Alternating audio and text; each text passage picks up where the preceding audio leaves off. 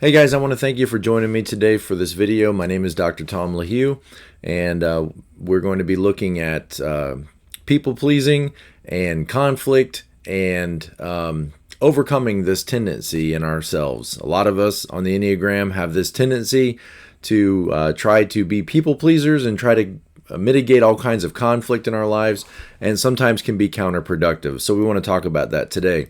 Welcome to my channel. In the description below is a link to my website where you can book appointments for coaching, for growth and development of yourself or your relationships that you're in. And also thank you to my patrons. The link is there as well. I really appreciate your support and your help in making these videos.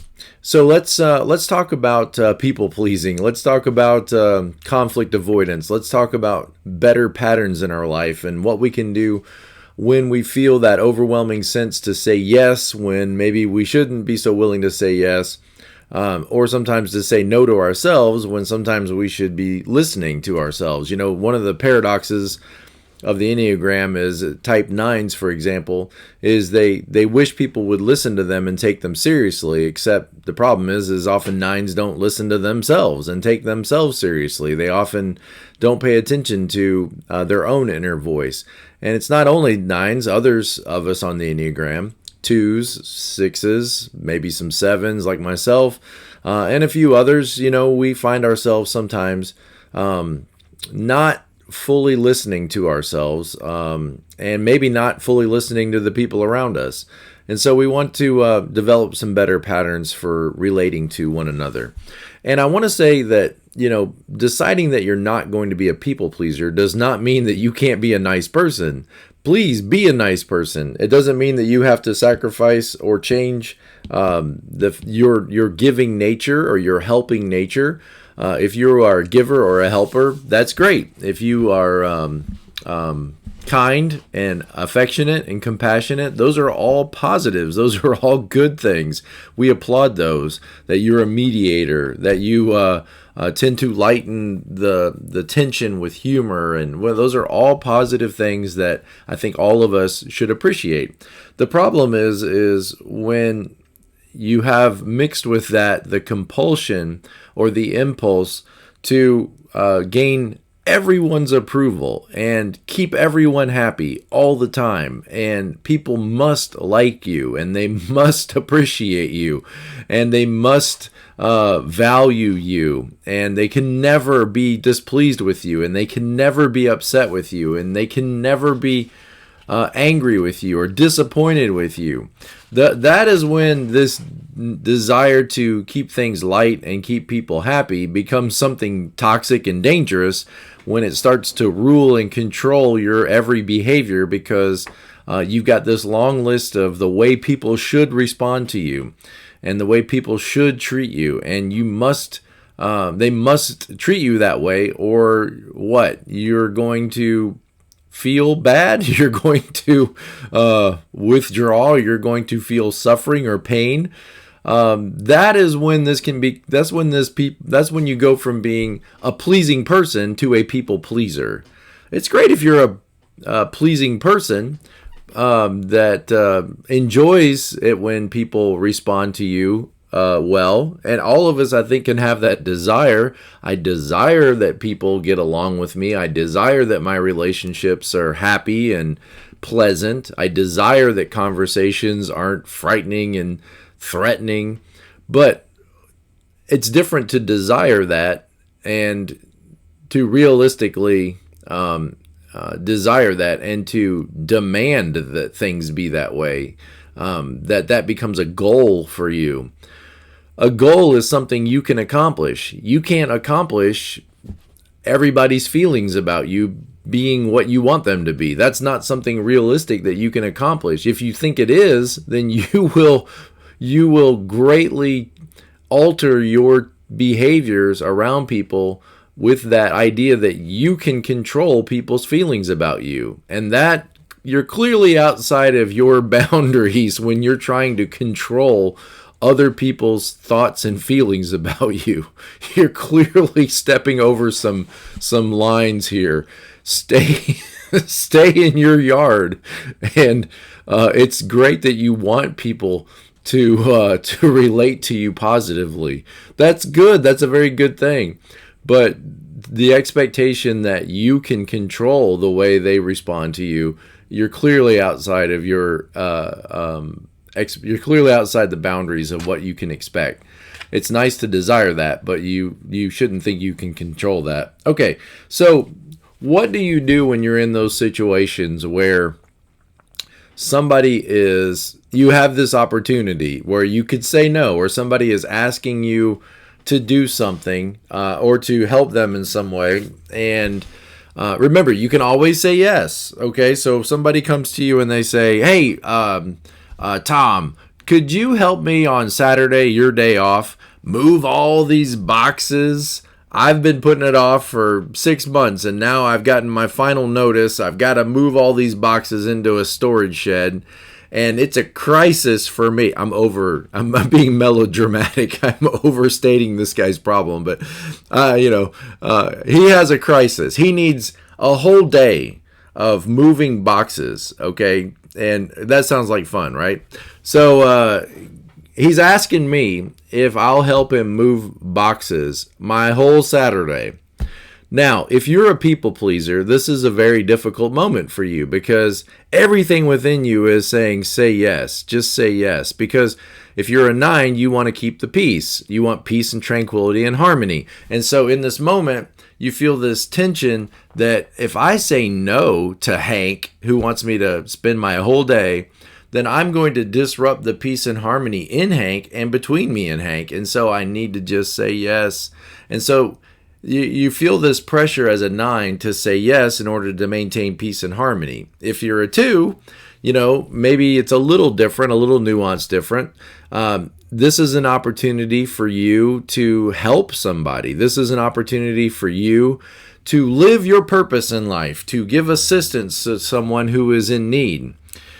And you may not be thinking, logically about, does this guy really deserve my help? Does this guy, maybe he needs a consequence for delaying action, and maybe the best thing is to let him just suffer and endure the consequence of not taking action earlier.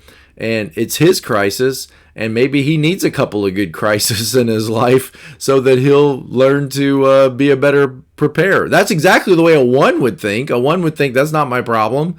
You put it off, and now you got to live. You made your bed, now you got to sleep in it. That's your problem because you didn't plan. You didn't take initiative, and now it's no responsibility of mine. I think some ones, if they have that 2 wing, they might feel a little more inclined to say yes. But 2s are going to feel like this is an opportunity for me to, we're supposed to help each other. And so he needs help, and so I'm going to help him. And some 6s might, think, well, I probably should because maybe one day I'll need help. Maybe one day I'll need somebody, to help me. And so I probably should say yes. Because I'll need somebody to return that help at some point. And I'm sure other types, will go through their own ways of processing that request. Anyway, the request has been made. And maybe this person is bold. Maybe they lean in, right? And they're saying, hey, I need your help. Are you willing to help me? Are you able to help me? Can I count on you? And there's this pressure, right? In this moment, this is a critical moment for the people pleaser. The request has been made, or the request has been felt, all right? Sometimes it's more felt than made. Sometimes it's implied through people's, passive-aggressive looks and, suggestions.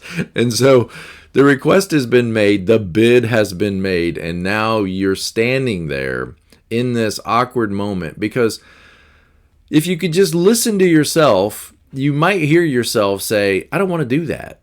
I don't want to spend my Saturday helping this guy. This guy's a jerk. He's not nice. He's not really a friend. He's never talks to me other than when he comes to me and needs help with something. And he's not really somebody that I have, interactions with, except he needs help. So if you were to listen to yourself in that moment, you might be very conflicted because your internal voice is saying, no, you don't want to do this. But your external voice is saying, if I say no, Something bad's going to happen. I'll break the peace. This guy's going to be upset with me. I'll disappoint them. After all, I'm here to help. So, what's the Christian thing to do? All these, things are spinning so quickly in your head. Here's my advice. Here's my encouragement. I wish you could just say no. That would be great. If you could just say, no, I'm sorry, I can't help. That would really be, the 9 leaning on the 8, or the 2 going to 8 in a positive way. That would really be great if you could get to that point where you could just say, what? Are you kidding me? I'm not giving up my Saturday to help you move your boxes. You should have thought of this a long time ago. That would be great. If you could just go there and just say no, that would solve it. And you say, well, they might get upset with me. Well, I'm sorry. They should have, planned differently. Or maybe they'll just go ask somebody else. Okay. And if you don't want to do something, here's the point. If you don't want to do something, you don't have to do it. You don't have to say yes. You have this impulse to say yes. And I get that. That impulse is very strong. But you have every right to control your day. You have every right to control your calendar. And nobody can make you do something you don't want to do. And if you were to listen to yourself in that moment and you hear yourself say, I don't want to do this, then all you have to do is vocalize that and say, I don't want to do this.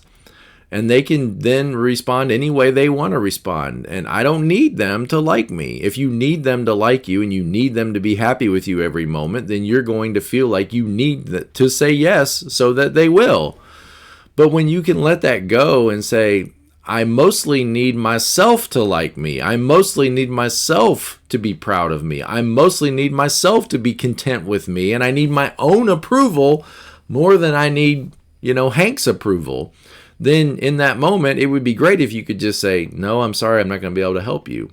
Okay, well, if you can't find yourself, that if you can't say that, that's just too strong, too bold, too powerful, then let me suggest some alternatives, okay?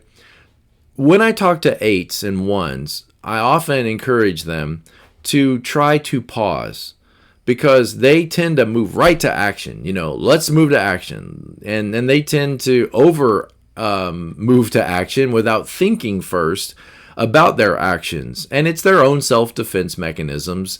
8s don't want to feel powerless. They don't want to feel like they don't know what to do. And so they just start doing. They just move into action. And I often encourage 8s and 1s, pause. Just pause a second. And just give yourself a slow down for just a second. With 9s, I would just alter that word just a little bit to create distance. Distance is the key. 9s and 2s, create some distance, okay?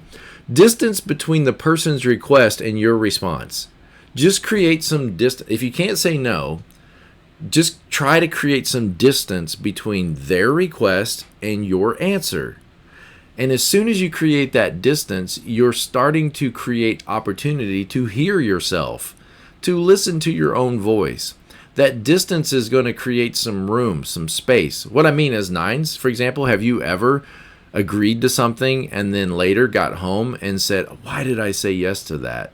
Or you ever gone along with somebody doing something and then 2 days later you think that was so stupid. Why did I go along with that?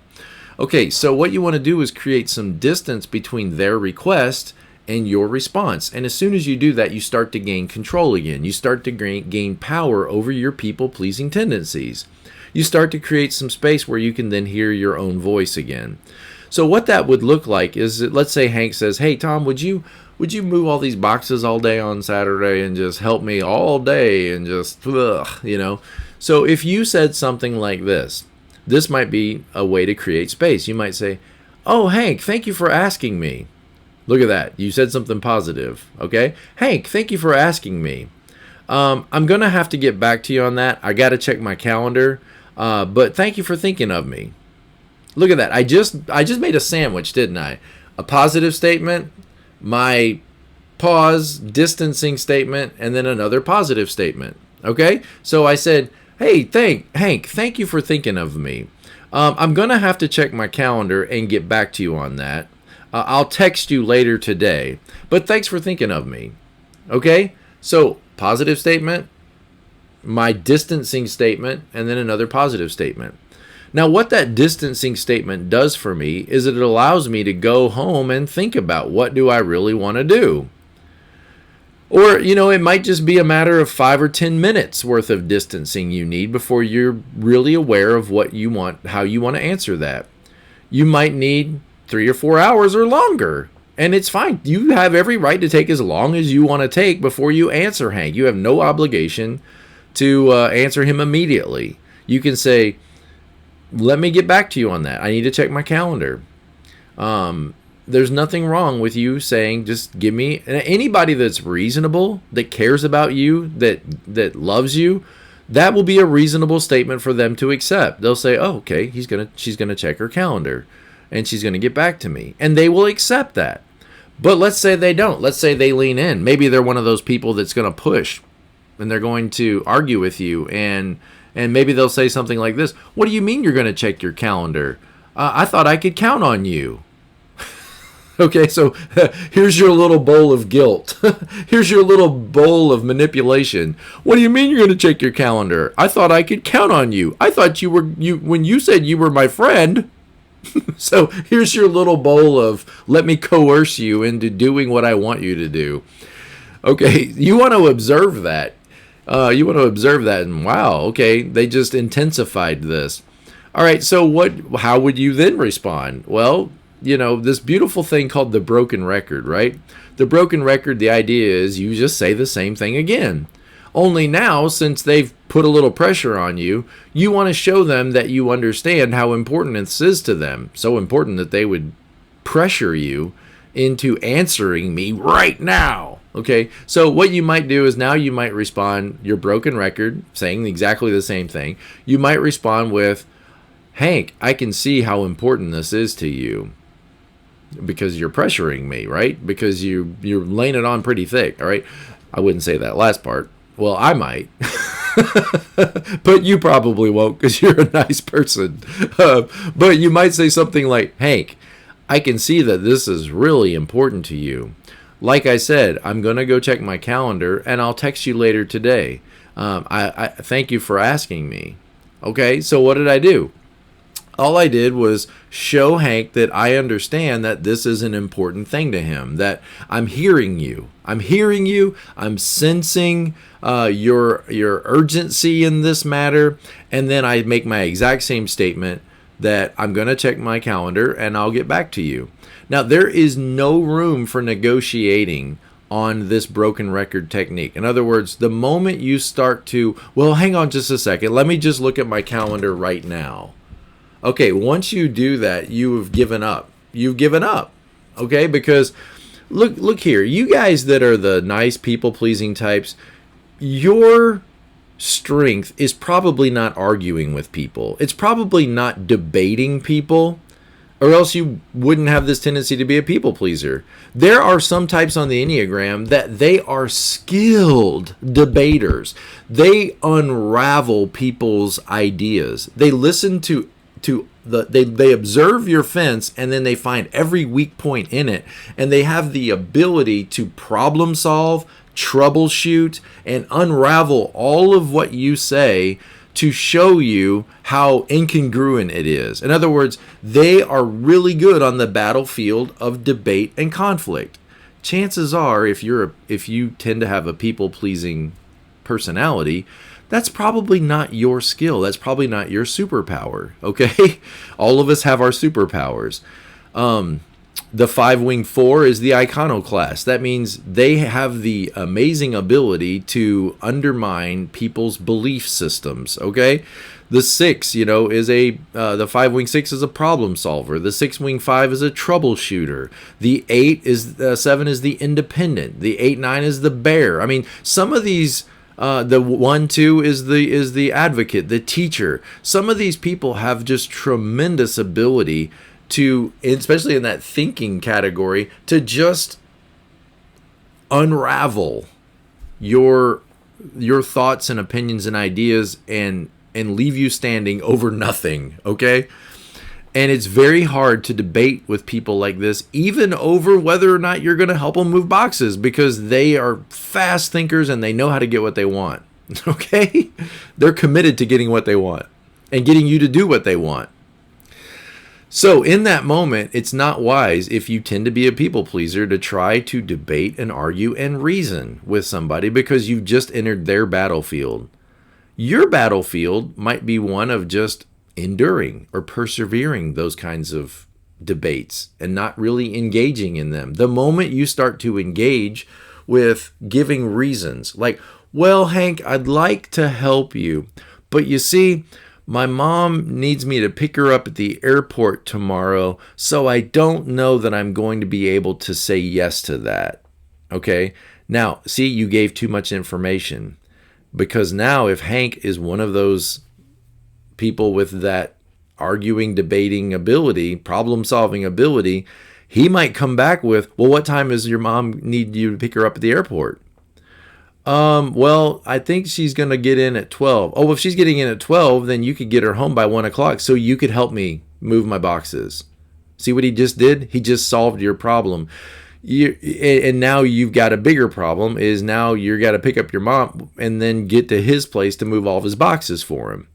And if you say, well, you try to give more reasons and say, well, I'm not really sure that that's going to work because I'm going to have to make lunch for them. You know what? My sister's, and Hank will say, you know what? My sister, she's not able to help me move boxes, but she can come over and make dinner for your mom. So there, we solved that problem. Now you can help me move boxes. Do you see what just happens? Some people are just really good at arguing, debating, and getting what they want. And if you're a people pleaser, chances are that's not your best, superpower. So less information is better. So it's hard to argue if somebody says, no, I'm sorry, I can't do that. Well, what do you mean you can't do that? Why? Why can't you do that? I'm sorry, I'm not going to be able to help you. How does anybody undermine that argument? Well, I want a reason. I'm sorry, I can't give you a reason. I'm not going to be able to help you tomorrow. I have some personal issues and I need to take care of those. How do you argue with that? Because, the person can get upset, but they can't really unravel a simple no. And when you say, I've got to go check my calendar and I'll get back to you tomorrow, or I'll get back to you later, the more information you give, the more opportunity you give for them to debate your answer, your reply. Now, so I say, just stick with that. Just stick with, well, I'm going to have to check. I'm going to have to talk about it with my wife, whatever you want to say, but something along the lines of, I'm going to have to go check my calendar and I'll get back to you later. Or I'm going to check with my wife, or I'm going to check with my family and see what they're doing, and I'll be back with you later. And if at all, text, that would be even better, because now you don't have to get on the phone and hear them manipulate you again. You can just send a text, and that might be a little bit more distance way of communicating through a text or an email even. Okay, so let's say you get the distance and you win the distance, and you say, I'm going to have to get back with you later, check my calendar, get back with you later. Okay, so let's say it's an hour later. You're home now. You've thought about it all the way home on your drive home. Do I really want to do this? Do I not want to do this? And you've come to the conclusion, I don't really want to do this. I don't really want to give up my Saturday and help this person move boxes all day. It's every right. You might start to feel guilty that you feel that way. Oh, if I was a nice person, man, if I was the kind of person that I said I would be at camp, when I made a decision at camp, if I was that person, then I would say yes to this. And so you're arguing with yourself. And when you have to argue with yourself, there's a good chance that you should probably quit arguing with yourself. And if you're not fully wanting to do this, then hear that, then listen to yourself. And there's a couple ways that you could respond then, if you're not fully on board with this. If you've decided, I really do want to help. I really do want to be there. Okay, then text it back and say, yes, I can help you. Good. You've made a decision. You want to go. You want to do it. So say yes. Suppose you say, man, I really don't want to do that. Okay, then text that back. Then call him or text him back and say, hey, thank you for asking me. but I'm not going to be able to help you tomorrow. Sorry, it didn't work out, but maybe next time. There's a sandwich, right? You said, thank you, no, and then something positive at the end, like thanks for thinking of me, or whatever, okay? So you said no. Well, what if they argue back? What if they text back? What if they call you immediately? Again, you have no responsibility to answer that phone call unless it's your husband or wife or a kid or something. If it's just somebody at work, you don't have to answer this phone call. You can just ignore it. You can just hit that button, sorry, I can't talk right now. Okay, and it's over. Oh, well, what will happen when I come back to work? Well, Hank might be upset. Okay, he might be. But you will have had the weekend, and you will have fought for your Saturday, and you can be proud of yourself and happy with yourself that you listened to yourself and protected yourself from being pushed around by somebody else's agenda. So even though he might be a little bit put off, okay, he has every right to be on. I don't even want to control what he thinks about me. I don't need to control what he thinks about me. That's in his yard. His thoughts, his opinions are in his yard, and he's responsible for those, and I'm responsible for mine. So you text back or you call back and say, thank you. I looked at my calendar. I'm sorry. I'm not going to be able to help. I have some things going on, but thanks for thinking of me. It's over. Well, what if he calls you back? What do you mean? Blah, blah, blah, blah, blah. Okay, then you just say the same thing. Look, Hank, I can really see that this is important to you. I understand that you've got a big project on tomorrow, and I appreciate that. I can see that it's very urgent, and I'm sorry that I'm not able to help. Again, you're not asking, is it okay with you, Hank, if I don't come? You're not asking. You are declaring. You are stating. You are saying, I can't do it, or I'm not able to do it. And you're not, there's no debating this. And the more he pushes in, the harder you need to take your stand. It's one thing when somebody's negotiating and you're sitting there and there's no pressure and you're negotiating, whether Mustangs are better than Camaros. It's one thing when you're negotiating, but this isn't negotiating anymore. Now somebody is leaning in and pushing on you. And when somebody pushes you, you need to withstand that push and then come right back upright and say, I understand this is important to you. And now there's no negotiating because they're not negotiating. They're pushing. Okay. And pushing, we don't tolerate pushing because, listen, you train people to treat you the way they treat you. And if they push you and it moves you, then what did they just learn? Oh, if I want Tom to move, all I got to do is push on him and he'll move every time. And I don't want people pushing on me in order to get me to comply. So I'm going to train him by saying, listen, I know that this is very important to you. I see how urgent it is, but I'm sorry. I have things that I have to take care of, and I'm not going to be able to help you. And he goes again. And I just respond the same way again. Look, I'm sorry. I'm not going to be able to help you. I have other things that I have to do. And thank you for being a friend and understanding that. Now, let's say there's a middle response. So there's the yes, I do. I have decided I will help you. Or there's the no, I'm sorry. I'm not going to be able to help. And you don't have to give any explanation. Again, less is more. The more explanation you give, the more opportunity they have to unravel your explanation. So you don't need to give an explanation. Just say no. There's a third option. What if there's some kind of compromise? I mean, what if you think about it and you say, I don't mind helping for a couple hours, but I don't want to give my whole day to this. I don't want to give up all my Saturday to help him move all these boxes, but I don't mind like 10 to 12 in the morning. I don't really mind. I'd be happy. I'd be okay doing it for a couple hours. Okay, then that's what you respond. You're going to respond now that you've had time to think about it. You've created the pause, the distance, right? So now you're going to respond and you're going to give back some kind of negotiated response. In other words, I'm not going to do everything you asked, but I'll do some of it. Okay, so that's a negotiated response. You have every right to make this decision. It's your time that is in question. What I would suggest is do the sandwich again, but lead with the positive, include the negative, and then end with the positive again. So in this case, the text back or the conversation back to Hank would look something like this. Hank, hey, turns out I will be able to help you tomorrow from 10 o'clock in the morning until 12. Okay, there's the first positive piece of bread.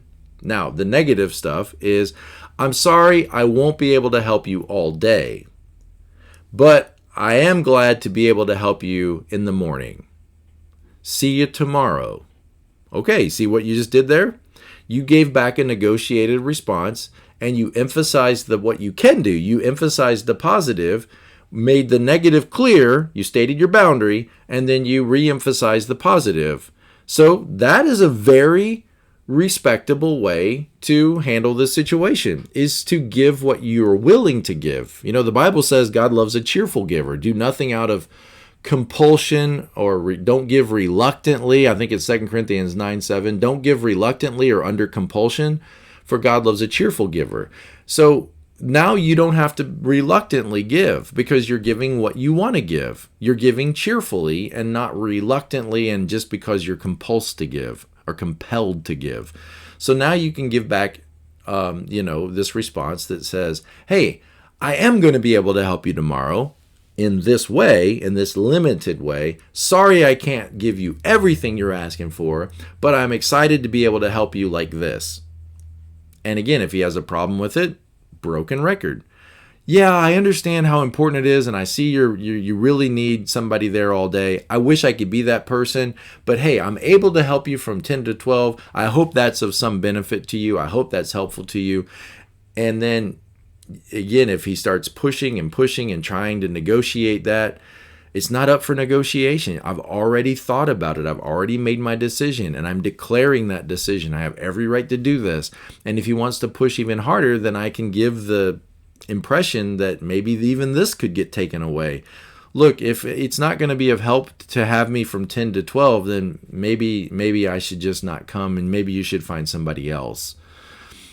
Now, all of that is, I think, a very thoughtful, kind, and anybody that's really your friend is going to appreciate your desire and your will, and they're going to allow you to exercise your will and your desire.